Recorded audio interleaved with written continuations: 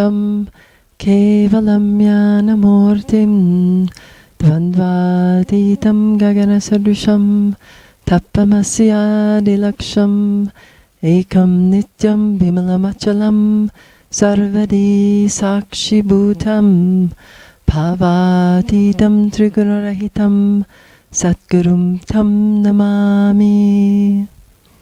Nithyanandam, welcome to another episode of Nithyananda Leelas, where we talk about our experiences on the spiritual path and finding His Holiness Paramahamsa Nithyananda. My Purva Ashram name, before I became Maya Titananda, was Megan Bishop Scott. And some of you have read the memoir I wrote, the spiritual memoir called Inside the Wall. And it detailed my path through a gong show of adventures until I was brought to India by Swamiji and asked to write for him. And that was in 2010. And it began my amazing journey to what I am now, a member of his Nithyananda mission, his monastic order as a brahmacharya. And my hope is to become a Purna Sannyas and attain enlightenment. So you might wonder, how does a girl raised in Calgary, Alberta, Canada get on an adventure like this? And believe me, growing up, this was not in the cards. This was not anything I thought I had planned. And now I have a very strong sense that a lot of us who stumble onto the spiritual path from the West have had incarnations in India. We have experienced this tradition to its fullest. But we agreed to incarnate in bodies that look different from all over the world so that Hinduism would finally be established in every country and embraced as its own. So instead of people just thinking Hinduism is only for people born and raised in India, to realize that this is a tradition that you can find and adopt, that it doesn't matter if you're in Iceland or Australia or anywhere in between, that this tradition is the oldest on the planet. It's been around for millions of years, and it is sort of a how-to manual to live. The texts that I'm now learning about, the Agamas, the Upanishads, these are texts that are directly transmitted from the cosmos. And for any of you who are writers, like I am, there are moments when you know that you are not the source of the writing, that things are coming through you and landing on the page, and it's from somewhere else. This is how the Agamas and Upanishads were written, the Vedas. They just came through pure. They weren't sullied by the mind of the writer. They were just channeled. And there are other sacred texts that are interpretations of these or interpretations of other sacred truths. They're just as legitimate. They're discourses about the truths by enlightened masters. And this is still a great teaching tool because an enlightened master, again, there's no sullying personality. This is someone who has ditched the personality and raised completely into the cosmic pool. In the case of Sri Nithyananda Swami, when he had his enlightenment experience at 12, he basically became one with cosmos. And that means that there's nothing that's been tarnished. When Cosmos wants to make a move in the game, it knows it can come right through a body like Swamiji's and act through that body. And that's what all of us here are aiming for, is to attain that enlightened state where pure consciousness is just coming through and we finally get to experience the game master being in us. That the reality that's being produced is not because of our incompletions and our messed up ideas of how the world is and I'll never amount to anything, all these other thoughts that put you in a lower state. As Swamiji said, you are divine and don't accept any state less than that. And you might wonder, so how do you spot a guru? How do you spot somebody as being legitimate? Because when I was in California for 10 years when I was writing, and there are teachers galore. And at one point I worked in a metaphysical bookstore, which was a dream come true for any writer, to just be swimming in that energy and having spiritual talks all day long with customers and the store cat curled up purring on the counter. It was heaven on earth for me. And I was given access to all of these amazing books. So there was the New Age section with people, some of them like Eckhart Tolle, very clear about what a truth is and how to express it. But then there was a lot of sort of wacky ones who'd come up with their own ideas, and in a lot of cases their own lives were a mess, but they were still spewing spiritual teachings as if they could fix other people. But then there was the section that was the enlightened masters, and Swamiji at the time was on his wandering years when I worked in that bookstore, so he hadn't created his mission yet, and he hadn't started writing his books.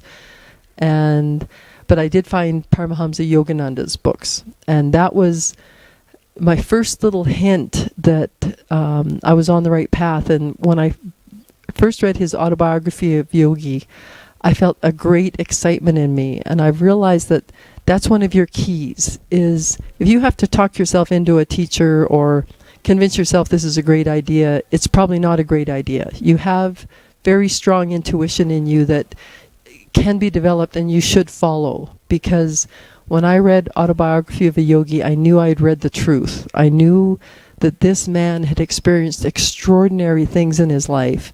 He had met extraordinary yogis who could be in two places at the same time. They had the ability to manifest a second body, to teach in another location from the original.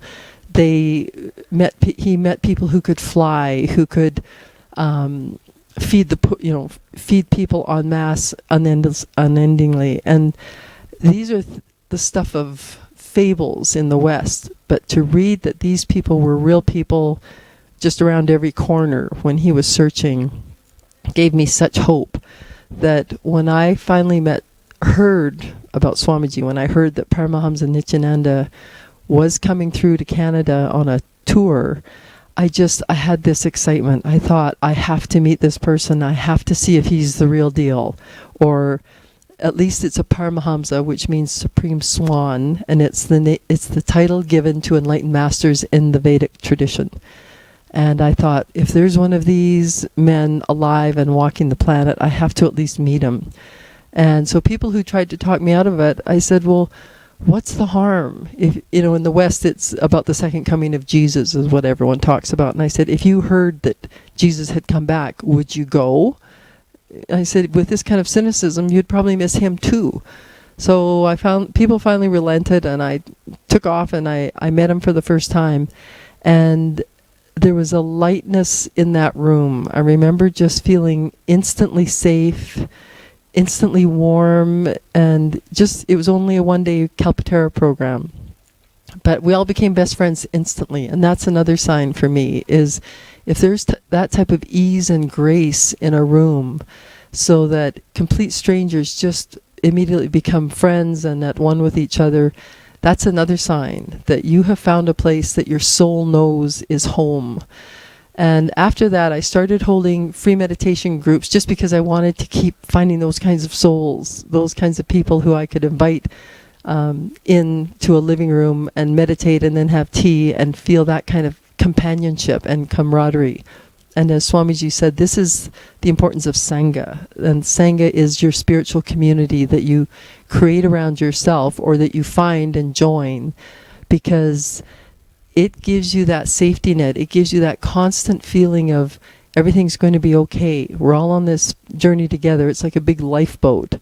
And what I found was when I associated with the Sangha members, I felt uplifted and excited about life. And when I went out in the world and just kind of bumped up against people who were always negative and complaining and manifesting one disaster after another, I started to see this very strong difference that when you're aware, you create your reality, and you catch yourself when you're being negative or you're creating problems. It's such a huge difference from people who just keep complaining, keep whining, keep creating cataclysms, and they won't take responsibility for it. And I just found that group was pulling me down.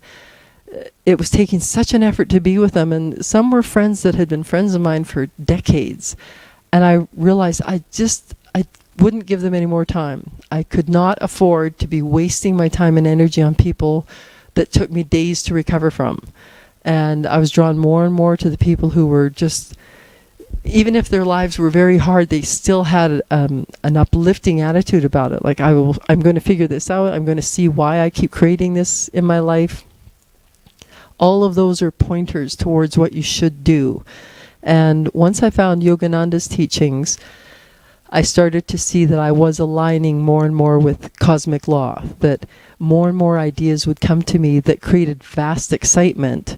And even though they might not have seemed logical, the excitement became my little guidepost. It was, if I felt excitement, I knew I had to do it. And at one point, when I finally surrendered to Cosmos during all of this, it was because I had become homeless with a young child.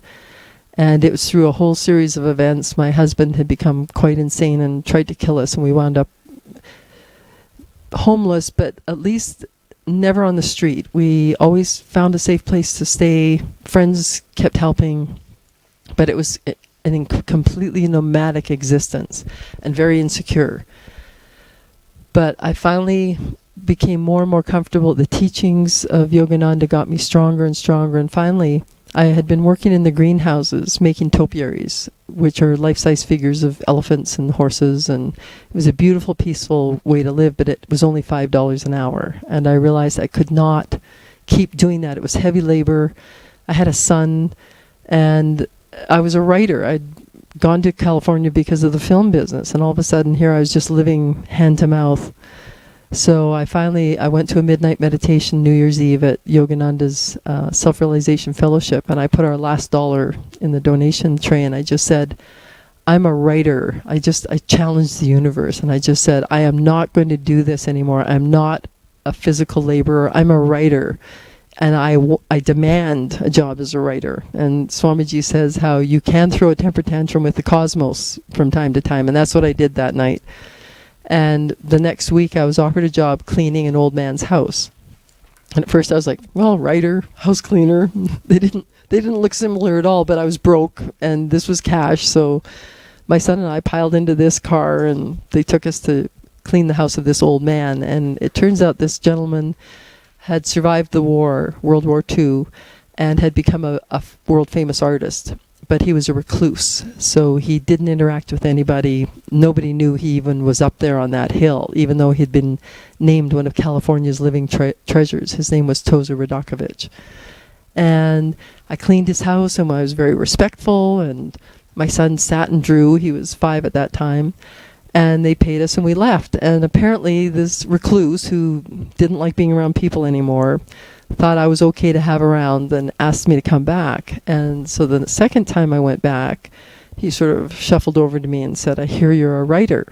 Can I read something? So the next time we went up, I took him the screenplay I'd written about my grandparents in the gold rush in the Yukon, because I thought he would appreciate that historical aspect. And he read it, and the next thing I knew, he said, how much would you charge me to write my biography? And I was just, it was one of those moments where time and space stand still, because I realized the game was changing, that Cosmos had heard my plea. And even though the house cleaning job seemed to take me that direction from my path to be a writer, in fact, it knew how the chessboard was laid out. It knew that this piece had to move here, this piece had to move here, and even though I went this way first, it was bringing me back here. And the beauty of it was this man was a recluse, and the only way to meet him was to be his house cleaner. He never went out, he didn't socialize, and the cosmos slid me in the door through the one way that was available, and I said yes. And that's the thing Swamiji keeps saying, is say yes to life. So even though I didn't want to be a house cleaner, by saying yes to that, I got my contract writing this gentleman's biography. And over time, I was interviewing him, taking him out on adventures, relaxing him so that he'd talk more and more. And he started having heart attacks. He was very old and dying. And I was asked if I would move in so that someone would be on the premises 24 hours a day. And the grace of that for me and my son to go from having nothing and just living in rented rooms and here and there, all of a sudden we were in this beautiful home. He had handmade everything in there. There was marble floors and his sculptures and carved doors and paintings on the wall. It was a work of art, this little bungalow. And for him, all of a sudden he had people around him. He wasn't alone anymore. And I just made it my mission to make sure every day was a great day for him. I'd find him a foreign film that he liked, or we'd go to a cafe, or we'd take my son to the beach. But I made sure he knew that we were family. He wasn't like a third wheel, that if something was going on, he was included. And that had been missing in his life. And finally one day he said, why are you trying to sell your screenplays? Why don't you make your own film? And I thought, I don't know. And he said, what's the worst that could happen? And we just looked at each other, because he knew what I'd been through. He knew the trauma and the attacks and the pain I'd gone through. And I knew what he'd gone through in the concentration camps. And we just sort of looked at each other like, we're in California, we're fine, we're healthy. What is the worst that could happen? And he let me turn his house into a production office. And I made my first film. And to get that film going, I had a huge debt at the bank before I became homeless. And so I realized I had to pay that debt off. And then, because investors wanted to send me money to do this film. And I phoned the bank, got the reference number, saved up the money, and then one day I took my little boy by the hand and we walked down the hill to the bank. And I went into the special office for people who'd been bad and said, I want to pay off this debt. And so she typed in the reference number and nothing came up. So then she typed in my social security number, nothing came up. And then she put my name, she put this, she put that. And finally she said, well, let's just open an account because it'll flag you as a credit risk. And so she typed it in, and boom, welcome to the Bank of America came up on the screen. And we all just looked at each other in shock, because the ladies in the bank knew what I'd gone through. I'd never seen anything like this in my whole life. And I got it. I realized that Cosmos had asked me to befriend this old man, to go beyond the contract, beyond the writing contract, and just be a friend and a sort of a warm person to be around, to save him in his last days on earth. And in return for that, it wiped out a debt. And this is a sign when you've aligned with Cosmos, when it can start guiding you and it can just start clearing the way for you, just this way, that way. The ladies at the bank were so thrilled at this amazing miracle that had happened that they waived all the fees for foreign investors, because a lot of the money was going to come from Canada. They waived the waiting time on foreign money. Everything just instantly became easy. And I made my first film, living at Toza's place, and it was miraculous. It was absolutely miraculous. The same things happened when I finally learned of Paramahamsa Nithyananda. After I went to Vancouver with my son and we met him for that one-day Kalpataro, all of a sudden things started moving again. I had been just working to pay the bills and make sure my son got through school and was okay. And it seemed like the miracles had left my life, that I had just become a single working mom. But my son took off on a big worldwide journey, and all of a sudden, Swamiji, I got a call from India saying, how fast can you come here? He wants you to write for him. And so it was like I hadn't been forgotten. I was just over here on hold, because there were things that had to be done. There was just the physical karma of taking care of a child and paying the bills and just doing what you're being asked to do. So just like when I gave Toza Great Days, even though I wasn't being paid extra for that, I was just being paid to write. The other I just threw in. Cosmos came around the back door and paid me by wiping out a massive debt. And same way, I stopped my aspirations to have a film career. I stopped everything. I just simmered down and became a working mom and put my child first. Whatever he needed, that's what happened. I put him first. And so as soon as he didn't need me anymore, the game kicked into high gear. All of a sudden I was on a plane to India and I met Swamiji, and I spent 4 months here, and I've talked before on this program about things that happened here. But what's really miraculous is what happened when I went back. I knew this was my journey, that I wanted to take sannyas and just follow the spiritual path. I'd done the working thing, I'd done the marriage thing, and the mom. It's like I'd checked off all these worldly aspirations, and I knew that it was time to shed it all. That to me, it was enlightenment or bust. There was no other objective anymore. Everything had become a bore. I'd done it, I'd been there, and I had flashes of even past lifetimes of been there, done that. I can't just keep doing this. I don't want to be a rat in a wheel. I have to do something new. And this is what was new, to explore the other dimensions of me and to go into higher consciousness. And when people in Canada became panicked about this decision, it was like one of the cows getting away from the herd. Like, oh no, you're supposed to stay in the herd. You're not supposed to, one of them's getting away. Send out the cowboys, get her back. There was this wild sense of panic among people, and they tried to say, oh, you've just joined a cult. And I was like, aha, Cosmos took care of that for me. It threw me into a cult when I was in California. And as stupid as I thought people were who got into cults, sure enough, it happened to me. After I left Toza's, I had to finally be hospitalized, and I left there, and my yoga group had an artist colony downtown in San Diego, and they offered me a room in this loft, and I'd always wanted to be in an artist loft. So this was a fantasy coming true. But I was lured in because they had editing facilities for my film. I could homeschool my son. I could do yoga and meditate, and it just seemed too good to be true, which I found out is a bit of a warning bell for a cult, that it's too good to be true. And just this, I won't go into it now because it was just this massive adventure. And when I look back, I'm so grateful for it because it was such an adventure that it's something that I never dreamed would happen, but there were some hilarious great times with these lost souls that were also in this artist loft with me. I kind of became the resident mom. Everyone else was a 20-year-old. And they loved my kid. He had amazing adventures with the musicians and the strippers and the yoga people and this potpourri of humanity that was in this building.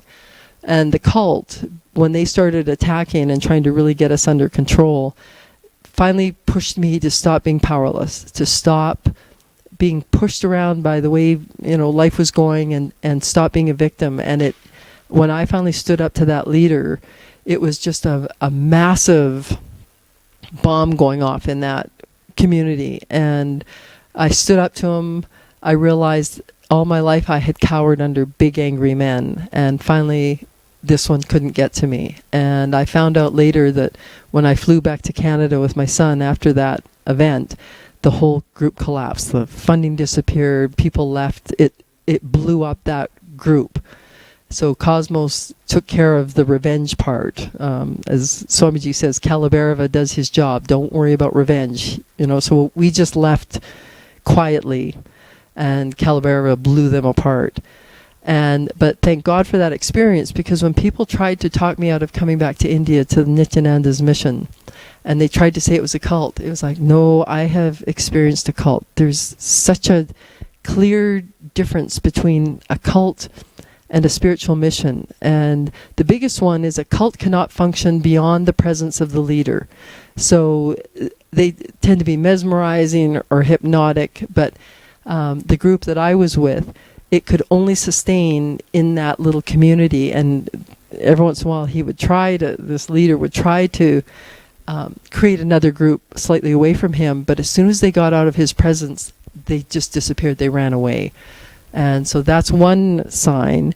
And the other sign is when I came here to India, I wanted nothing more than to just stay, but I had to leave. And so one of the senior Swamis sat and talked with me, and he said, Swamiji initiated you into our group, and we would love it if you come back, but if you get away and realize you might have just gone swept up in the moment, or it's not really what you're into, we understand. It happens to people. But if you come back, you're family. And I needed to hear that. I needed to hear that this group had the graciousness to say, you're free to come and go, we hope you stay. Whereas the cult tried everything it could to keep me in place, block me from getting away. And also the influence of Swamiji, when I got back to Canada, I dreamt about him regularly. He came to me in dreams, and he says, I teach you in many dimensions. And if you dream him and he's in color, you can see the color of his dress, then that's a real event. As he says, those dreams are made of the same stuff as this reality. There's no difference. It's just you're living, you're experiencing a different reality. And he was with me so often in dreams, I didn't feel like I'd left. It was just amazing. And that's what was hard to explain to people, that when you have really found your guru, he becomes everything. He's in you. I could hear him in my head. I dreamt him. If I was having a problem, I could feel him give me the answer. And this is because it's cosmos. It's pure consciousness has found a way to interact with you that's beyond the formless.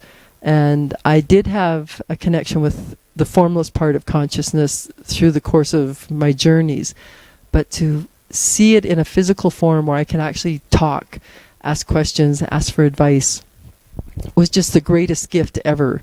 And when I left California, one question that was unresolved was what happened to my husband. He had tried to kill us. He had gone quite crazy with a brain tumor and then vanished.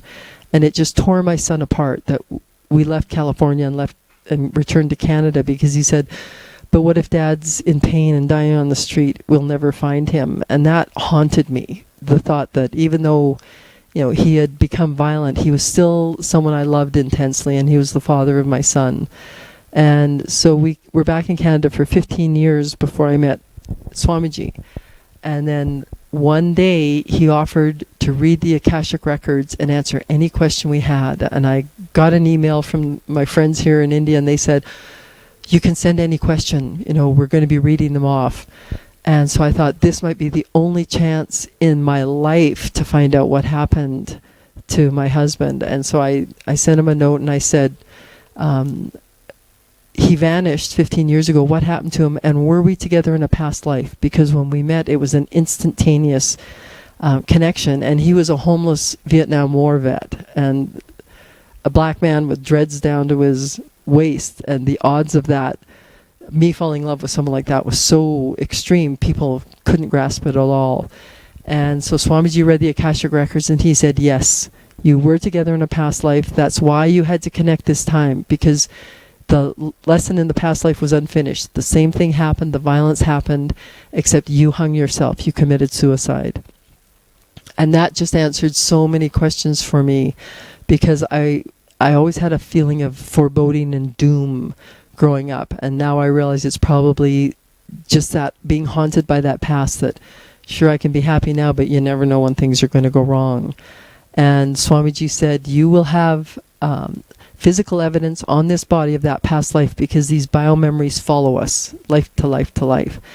And it answered another question, because I was born with the cord so tightly around my neck from the umbilical cord that it took them 6 hours to get me out of my mom. And by the time they got me out, I was black. I was what they call a blue baby. And I'd been so starved of oxygen, they put me in an incubator.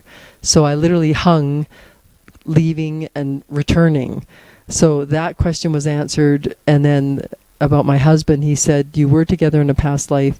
Because you forgave him this time for the violence, you are free of the lesson. The karma's done. But because he did what he did, he realized it and he committed suicide. And so he's being held in limbo. And just recently, Swamiji released him. During Maheshwara Puja, he said, I will even release the souls that committed suicide. So my journey has been able to heal and bring peace to a very troubled soul. And with that, thank you for tuning in. Thank you for listening to another story of Nithyananda's Leelas. And I hope you get to experience them as well. They're beyond your wildest dreams. I'll close with the Purna mantra. Om Purnamada Purnamidam Purna Purnamadachyate Purnasya Purnamadaya Purnameva Vashishyate. Om Shanti Shanti Shanti. Hari Om Tat Sat. Sarvam Satguru Padaka Paramastu. Om Nithyanandam.